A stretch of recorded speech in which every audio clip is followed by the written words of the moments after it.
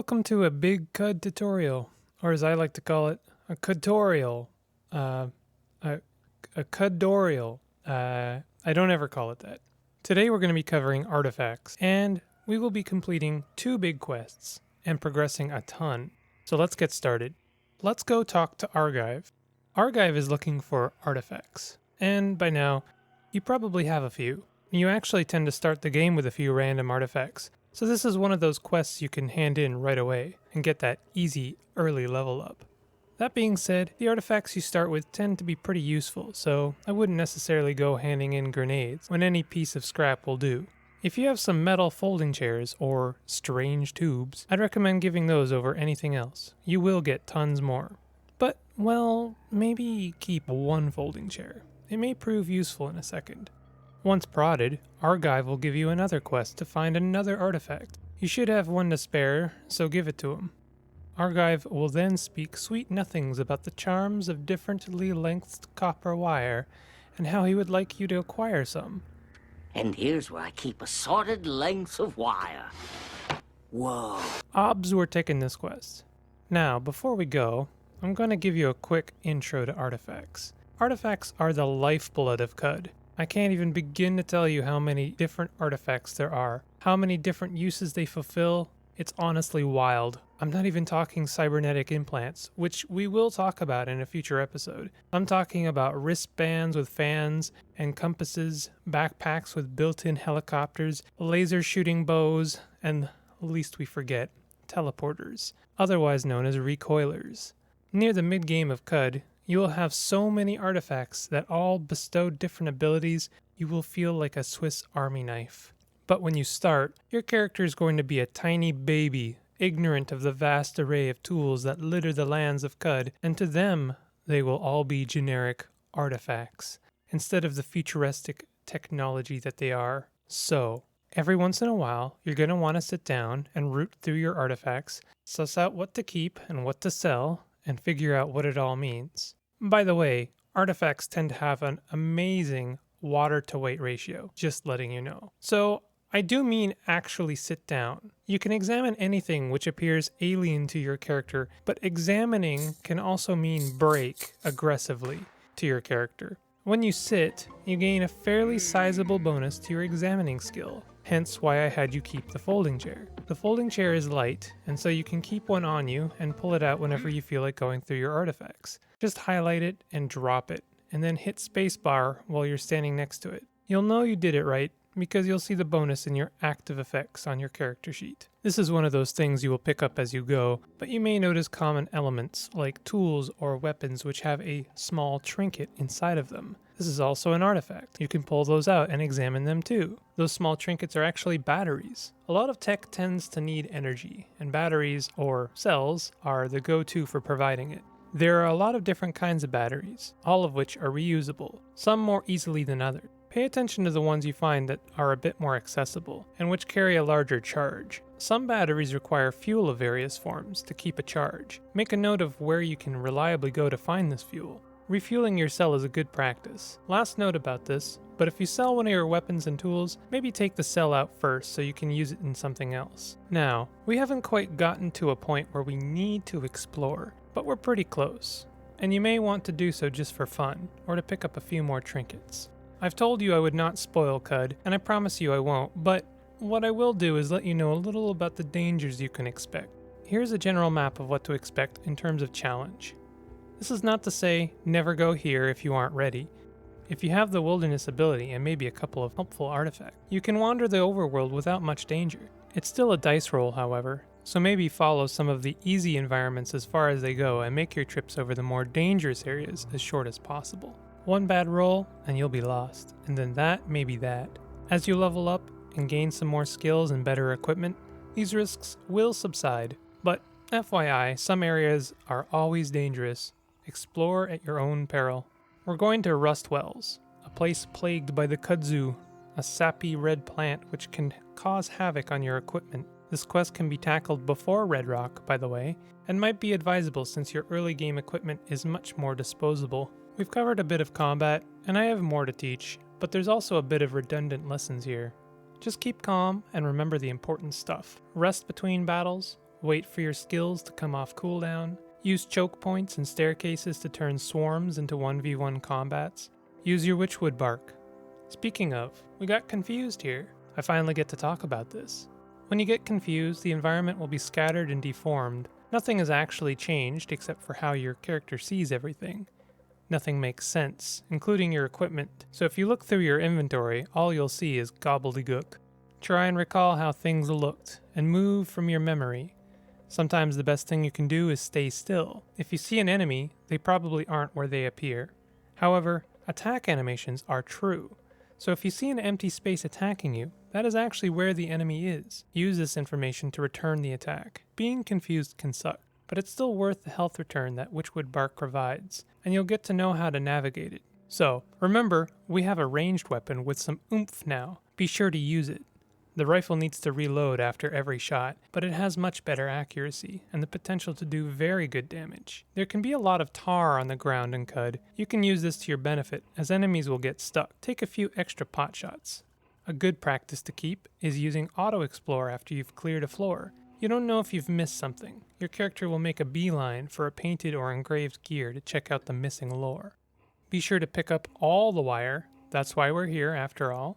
I had a couple of close calls with a quillipede, a really nasty creature covered in quills. A quillipede can fire these quills to adjacent spots, but the quills also serve as natural armor, both difficult to penetrate and potentially dangerous to try. Melee attacking a quillipede means maybe getting stabbed by a quill, dealing extra damage. You can actually exploit the fact that quillipedes attack adjacent tiles by getting them to accidentally attack creatures which are passive to you, creating some advantageous infighting. I determined that I was actually not prepared for this quillipede and decided instead to run. Just because you meet an immovable object does not mean you can't be in an unstoppable force. You can kite a creature around and then leave them there. If you've broken line of sight, more often than not they will give up, and you are free to progress. Just remember where you left them, because they will still be there when you return. Getting the last bit of wire means we can return to Joppa. Oh, whoops. I forgot about the quillipede. Forking over the wire, Argive will give you a new quest to seek out the Barathromites. They will also give you a recoiler, one of those very helpful artifacts I was talking about. Alright, so what next? Well, now is a good time to visit the 6-day Stilt. This was the quest we got from Joppa's designated madman. We will be traveling through the Salt Desert to get to the 6-day Stilt, which means I will be taking the Wilderness lore to make that trip less dangerous. The Salt Desert is actually a pretty great place for exploring, so getting lost in it is not necessarily fatal. However, we would still prefer to explore on our own terms and not have exploration thrust upon us. Making a beeline for the 6-day Stilt, I was very glad to take that Wilderness lore as I did not get lost once. So why did we come here? Besides being a great marketplace with a crowd of merchants all selling different and useful items, this is also a place where we can gain experience, as well as a, well, somewhat spoilery form of progression. The first thing I can finally talk about is Reshef lore. All Sultan lore is useful, as they can lead to named artifacts, which are just awesome. But Reshef lore is especially good, because we can trade it in with our friend here, Zapur. Let me try that again. Tzipur for experience. There is an extra statue to Reshef in his camp, and more lore, so be sure to grab it and then give it all to him. There is no downside here. This is what we collect Reshef lore for. Besides finding out what the deal is with Qud, Reshef lore given and experience gained. Let's get some more experience. The 6-day Stilt is actually the name of the church in the center of the Parasang, which is the church to the Mechanimus. And in here we will find the priest of the Mechanimus, as well as a person who collects books. Books are a really good thing to pick up, because when traded with our archival robot here, will yield a ton more experience. Do know that some books actually do hold some pretty useful information, so you may want to read anything with yellow text on its name, but there really isn't a reason you shouldn't hand them over to our friend here, because you can always come back and read them for free. Archiving is a super important part of the preservation of knowledge and history. So, I was not exactly kind to Joppa's Mechanimus convert. He isn't mad per se, but is a follower of the Mechanimists. He told us to come here because he would love us to become a Mechanimist convert, something you will notice everyone at this camp is. The Mechanimists are important, very important. They are a people and faction you may want to become friends with for reasons. A method of becoming friends with them, besides the usual method of sharing a dram with them, is to throw unwanted tech into this technology hole. I would seriously caution you about throwing tech into the technology hole, because most technology can be sold for a pretty penny, and anything you don't sell, you can probably use, so yeah, just consider what you want to get rid of. I will say, most playthroughs of CUD where I have become friendly with the mechanimists, I have done so through the tried and true method of sharing drams, which is partially why I take customs and folklore, as it gives us tactful, a skill which gives us bonus reputation whenever water is shared. Just to touch on this for a moment, the other reason I take customs and folklore is for trash divining. I will cover this later, but there are skills I believe benefit every single run, and both skills in customs and folklore are that. Process that, there won't be a quiz, but we will address it later. Okay, so we're done, right? Wrong. The last thing we should do here is explore the Stilt. There is a salty road which leads you around in a big circle in this parasang, and every tile has a merchant or two on it. This may seem obvious to you, but I didn't know this for ages.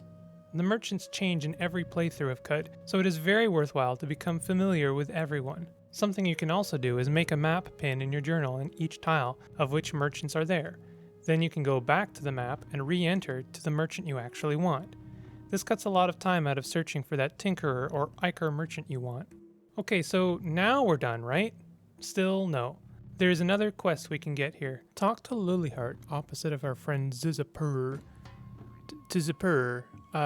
Now we're done. Hopefully you gained a lot from this. Experience and newly opened doors to important gear, lore, and reputation. The 6-day Stilt is probably the place I come back to the most in CUD playthroughs, so if you can get a 6-day Stilt recoiler, I would highly recommend doing so. Here's the recap. Artifacts are important pieces of tech. In order to discover what kind of tech an artifact is, you must examine it. Sitting in a chair gives us a better chance of examining artifacts without breaking them. Many artifacts run on power through the use of cells. Cells can be charged, and a lot of cells require some type of fuel. We talked a bit about the varying challenge level to the different locations in CUD. Witchwood bark can confuse you. Try to recall the area as it was. The animation of attacks indicate the direction of the enemy. Use that to return attacks. Kiting enemies can be better than attacking them if you aren't ready yet. The 6-day Stilt is an important location, gaining new equipment as well as trading Reshef lore and books for experience and unwanted technology for Mechanimist rep. Marking locations for important vendors can cut down how long your Stilt visit will take. On the next episode, exploration, Gritgate, and the set of skills I take every single CUD playthrough. If you found this video to be helpful or informative, go ahead and hit the like button, subscribe for more CUD content. I'll see you guys next time. Take it easy.